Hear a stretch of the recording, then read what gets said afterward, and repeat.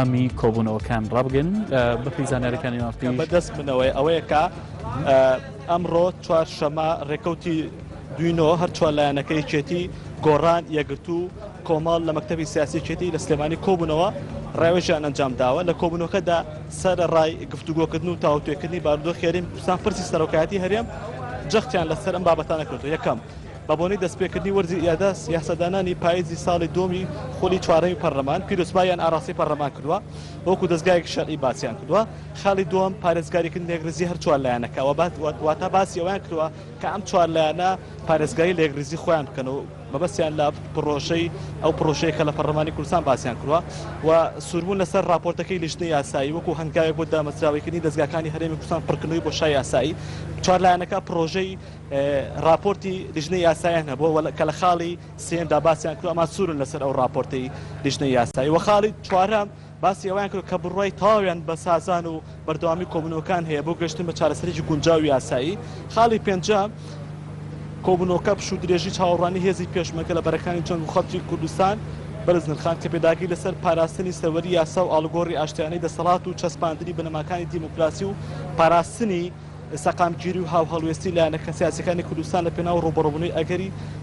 تەحەدیەتەکان کۆبوونەوەی جەماوەری خۆشەویستان باسی لەم کۆمەڵەشتانیەتی کردووە. کۆبوونەوەکە جەختی کردوتەوە لە پاراستنی ڕۆڵ و پێگەی پێکاتەنەتەوەی و ئاینەکان و لایەنە سیاسیەکانی کوردستان لە پرۆسی سیاسی هەرێم و چارەسەکردنی کێشە و گرفتەکان و هەوڵەکانیان یەکێتی گۆڕان کۆمەڵ یەکگرتو. دیاری ئەم بەلاغا کە لە 6 خاڵ پێکاتووە و پێشتر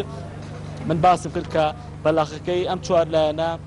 6 تا 7 خاڵە و گرنگترین خاڵەکانی ئەم چوار لایەنە ئەوەیە کە باسییان لە یەکڕیزی هەڵوێستی چوار لایەنە سیاسەکە کردەوە و هەروەها لە خاڵی سێما باسییان لەو کردو کە ئەمان سوورن لەسەر ئەو راپۆرتی کە لیژنەی یاسایی لە پەرلەمانی کوردستان ئامادەی کردووە. راپۆرتەکەی لیژنەی یاسایی پەرلەمانی کوردستان یەکێتی یەکگۆڕان کۆمەڵێ گرتو مەبەستیان ئەوەیە کە ئەمان لە پەرلەمان ئەم راپۆرتیان هەبوو راپۆرتی لیژنەی یاسایی کە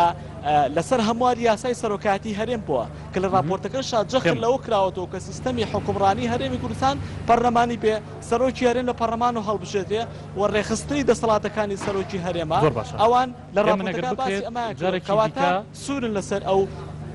جارێکی دیکە گرنگترین خاڵەکانی بەلاغەکە بۆ بینەرانی NRT بخوێنیتەوە فەرموو. دیاری بەلاغەکە لە 7 خاڵ پێکاتووە. یەکەم جار بەهۆی خۆیان دەڵێن بە بۆنەی دەستپێکردنی وەرزی نوێی ئەم پشووی پەرلەمان لە 6 خاڵ پێکاتوو ببوورە دەڵێن بەهۆی دەستپێکردنی پشووی پەرلەمان پیرۆزبیان لە پەرلەمان کردووە. خاڵی دووەم باسییان لەو کردو کە ئەم چوار لایەنە پارێزگاری لە یەکڕیزی خۆیان بکەنەوە کە مەبەستم لە یەکێتی گۆڕان یەکگرتو کۆمەڵ یەکگرتووە. خاڵی سێم باسییان لە سووربوونی ئەم چوار لایەنە کردەوە بە راپۆرتی لیژنەی یاسایی پەرلەمان کە وەکو هەنگاوێک بۆ دامەزراوەیکردنی دەستگاکانی هەرێمی کوردستان و پڕکردنەوەی بۆشایی یاسایی باسییان کردووە. خاڵی چوارەم ئەوە باسییان لەوە کردو کە بڕای تاویان بە سازان و بەردەوامبوونی کۆبوونەوەکان هەیە بۆ گەشتن بە چارەسەرێکی یاسایی و گونجاو. خاڵی پێنجەم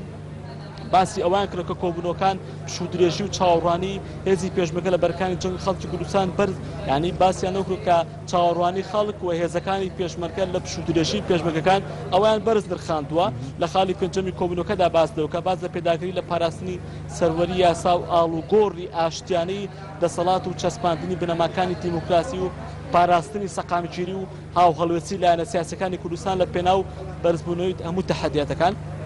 کۆبوونەوەی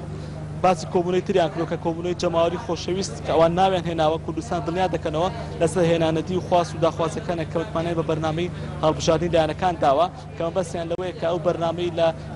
ئەو بەرنامەی کە لایەنەکان لە هەڵبژاردنەکانە بە خەڵکیانداوە باسییان لە جێبەجێکردنی و بەرنامانە کردوەوە. خاڵی شەشەم کۆبوونەوەکە جەختی لەو کردو لە پاراستنی ڕۆڵ و پێکەی پێکاتە و نەتەوەکان و ئاینەکان و لایەنە سیاسیەکانی کوردستان لە پرۆسی سیاسی هەرێم و چارەسەکردنی کێشە و گرفتەکانی ئەوەی ئێستا لە هەرێمی کوردستانە کە بەلاغەکە ناوی هەر چوار لایەنە سیاسەکەی پێوەیە کە یەکێتی یەکگرتو گۆڕان کۆمەڵی ئیسلامین. من ئەمەوێت بینەرانی NRT بۆ خۆیان ئەو بەلاغە ببینن کە ئەم بەلاغە چەند خولەکێکە دەست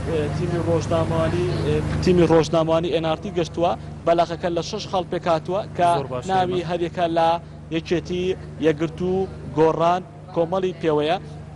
وەگوتم گرنگترین خاڵەکانی ئەم ڕاگەیەنراوە کە ڕاگەیەنراوی هەر چوار لایەنەکەیە ئەوەیە کە سووربوونی خۆیان لێک هەڵوێستی ئەم چوار لایەنە چووکە پێشتر باس لەوە دەکرا کە یەکگرتو ناو بە ناو وە لە پەرلەمان وە لە ناو کۆبوونەکانە هەڵوێستی جیاوازتر لەم سێلایەنەکەیەکی گۆڕان و کۆمەڵ و یەکێتیە بەڵام ئێستا لەم